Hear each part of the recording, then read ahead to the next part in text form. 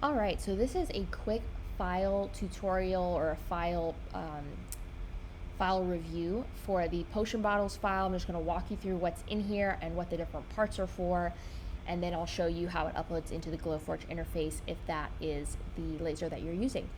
So pretty simple. This whole section at the top with the 4 pieces, these all go together.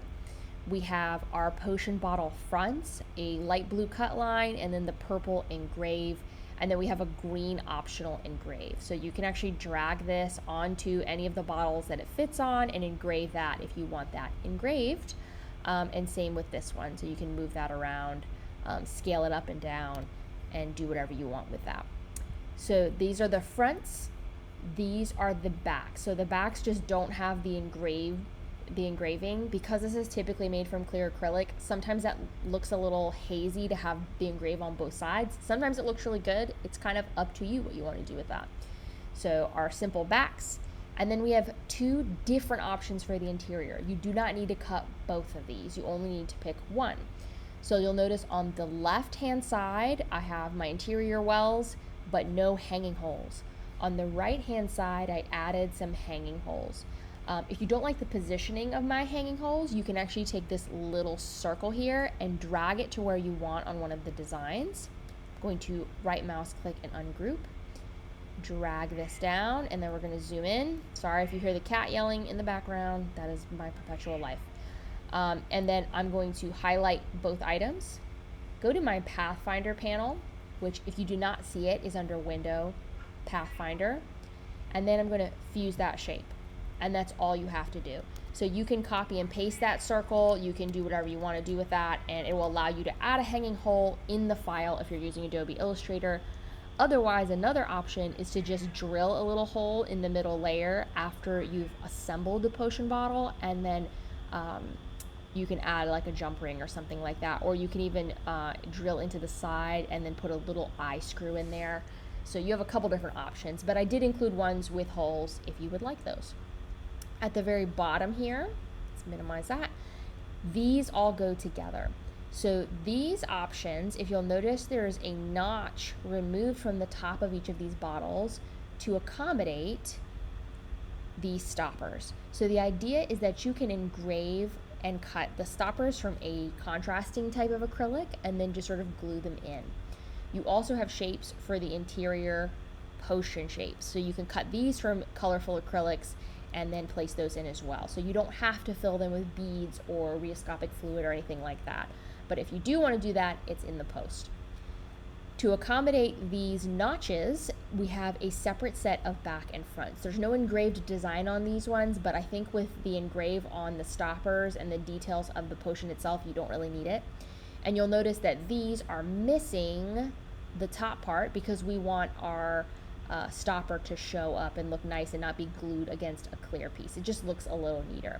So let's actually look at what that looks like. This is your file. Again, fronts, backs, interiors, fronts and backs, and then your optional interior items, as well as a couple little charms here that you can cut from acrylic and place in your shakers if you like. So let's minimize that and come over here. So make sure that you go through the post. This will show you all the details of how they're assembled. You're probably watching this video in the post, so it's a little meta, but it might help you out to see this. So this is what I was talking about cutting your stopper and your liquid from a contrasting acrylic. You can also do a bead shaker, liquid filled, or just engrave the potion bottles and cut them from a single layer and then just add a little hole to make them jewelry, charms, things like that. So all the details of how to actually make this, how to get really nice clear glue so you don't have a bunch of lines in your glue, and all of that are all in this post. So make sure you read that as well when you assemble. If you upload them into your Glowforge, this is how you will see them. It's a lot of different files. To keep myself organized, I tend to grab the things by groups and just move them around until I have them where I want. So I'll take like all these interiors and drag them here. These are my backs and fronts, so I'll take this and move this up here. That's just kind of how I stay organized, but it's totally up to you.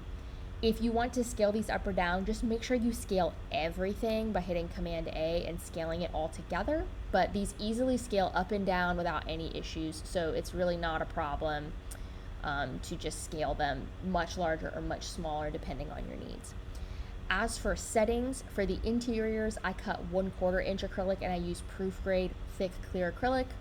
For the fronts, I actually usually cut from 1/16, which is not necessarily proof grade, but I have the settings here. So for the, looks like this is the engrave here. Let's go down. I call it thin acrylic with masking, but I do 1000 speed, 99 or 100 power. You can just round up to 100, and 340 lines per inch. And that creates kind of like a nice deep engrave. I like it to kind of have a lot of contrast. And then I'll usually defocus it a little bit, like something like maybe 0.09 or 0.04. You can go in either direction, bigger or smaller than the thickness of your machine. If you're not really sure about that, then I would probably look up defocusing separately and you can get a little info on that. But this would probably be the settings I would use to engrave on 1/16 acrylic. And then to cut 1/16 acrylic, I set my focus height to 0.06, and then it's 150 speed and 80 power.